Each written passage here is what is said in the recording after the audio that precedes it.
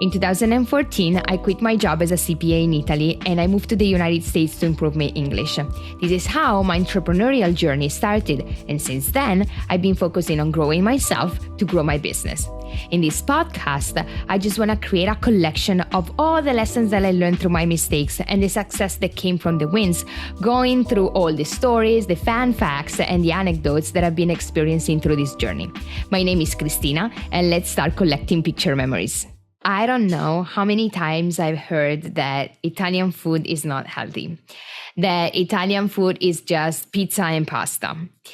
I couldn't disagree more because this is not true. Actually, it might be American Italian food that I don't know a lot about, but I was born and raised in Italy. I moved to the United States 10 years ago in 2014.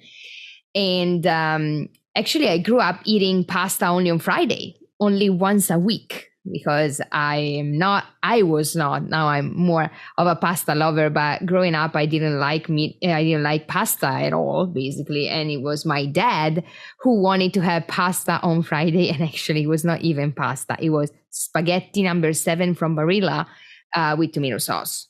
That's the only thing we could eat. Never change the shape. My mom hated spaghetti, but we all had to have spaghetti number 7. That is the thickness of the spaghetti on Friday.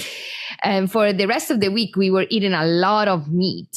Like we had a lot of different meat or fish, but not pasta.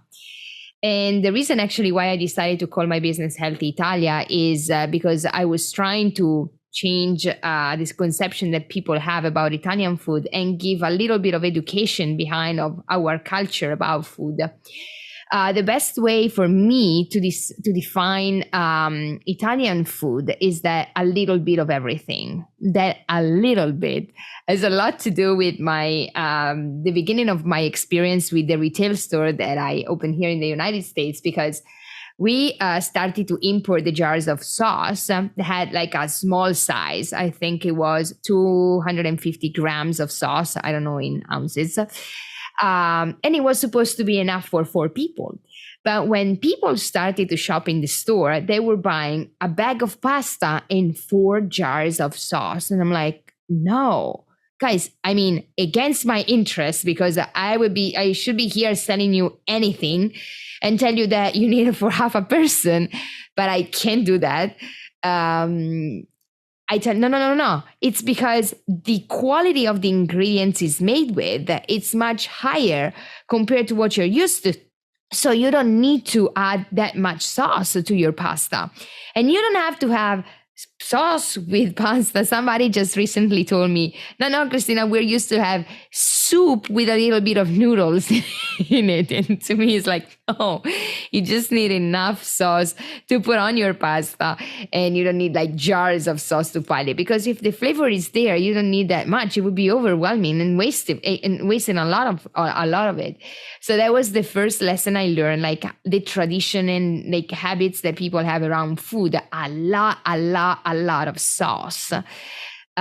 We don't do that. And the quantities, like everybody have a lot of food, like on like a bag of pasta, a pound of pasta for us in Italy, it's enough for 6 people for a regular meal. Let's say you're starving, it can be enough for 5, but no more of the pasta. It's more than enough. And people will buy like bags of pasta, and I'm always surprised. Like, no, I have big boys. I understand, but it's a lot of pasta. And just the variety of things, the dressing that we put on salad is always and only extra virgin olive oil, balsamic vinegar, regular wine vinegar, or lemon. That's it. There's no sauce made with cream or other ingredients that we put on salads.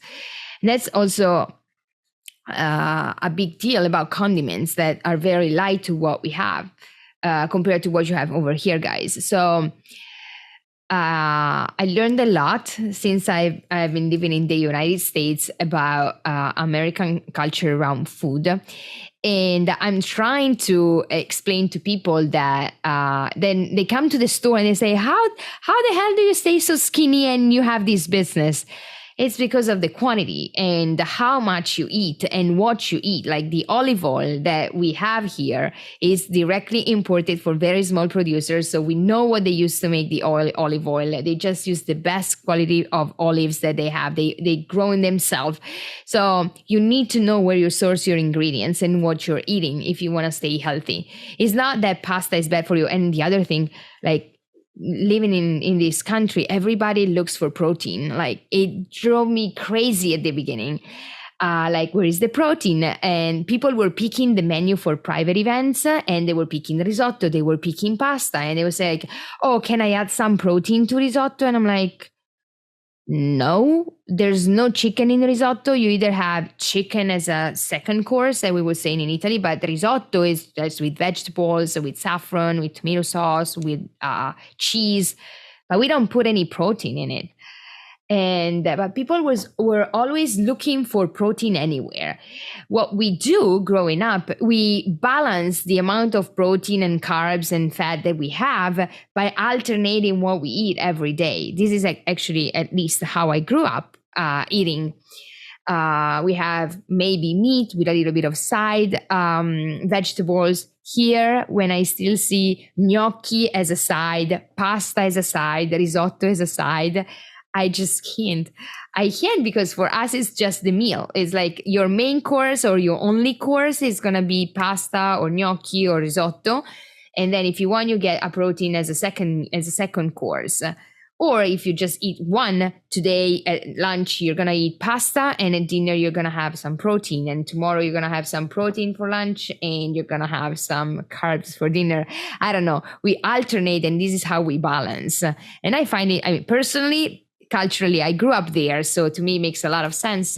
But here is very different, and I had to adapt. Even when I come up with the menus for cooking classes, I need to make sure there's some proteins here and there. Otherwise, people would not appreciate that. And also the way, let's say I teach risotto. To me, like, risotto is like one, and then we prepare something else. People would put fish on top of risotto. That would drive me crazy. We don't have a risotto underneath our fish, like risotto in its own plate, and then we have fish. A lot of differences, but it's been a journey to try to explain people how we actually do it in Italy. And it's not just pasta, it's not just pizza. Even if for me, pizza is like, I can have pizza twice a day and it would never be enough. I love pizza, but I still try to balance it. And I find that is the healthiest way of living, because when you start denying yourself to have something, it's going to become harder and harder and harder. But if you give yourself a break and you balance it through the week, I find it's much easier. At least this is how we do it here at Healthy Italia, where we try to do. Like, this is why I decided to call it Healthy Italia, giving you a little bit of what's health. It's over there for us. Talking about the quality of the ingredients that you find in the products when you buy them at the grocery store, let's say a tomato sauce or a pasta or a risotto or balsamic vinegar, olive oil, whatever. If you're lucky enough to get to buy real Italian products imported from Italy, I cannot speak for other countries. I can only speak from Italy because I come from there. Actually, the quality of the ingredients most of the time it's higher than the one that you can find in the United States, only because the laws are much more restrictive in Italy than they are here. For example, most of the times when you find organic products certified organic in America, they might not pass the test in Italy to be certified organic because the threshold are much different. Let's say in Italian, the pesticide is tolerated on a threshold of 10. In America, it's tolerated at the threshold of 200. So in Italy, it would never be considered organic, but here it's fine because you can the pesticides allowed are much higher.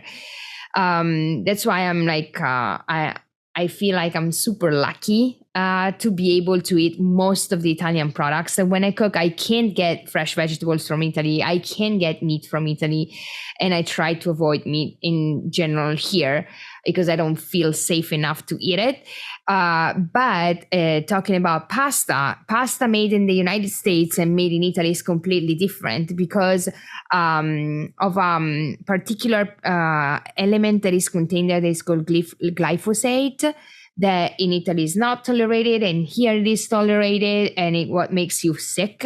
And I have so many clients who actually went to Italy, had pasta there, had no problem eating pasta, and then came back to the United States and had the pasta made here and had a lot of problem. I'm like, but first of all, water is different in Italy, and then flour is different.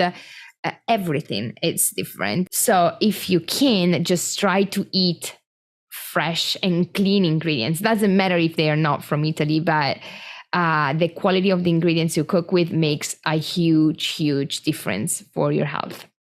If you like this podcast and the topics I'm talking about and you want to know more about what I do, you can follow me more on our social media accounts. You can follow us on LinkedIn, on Instagram, and on Facebook under the Healthy Italia account.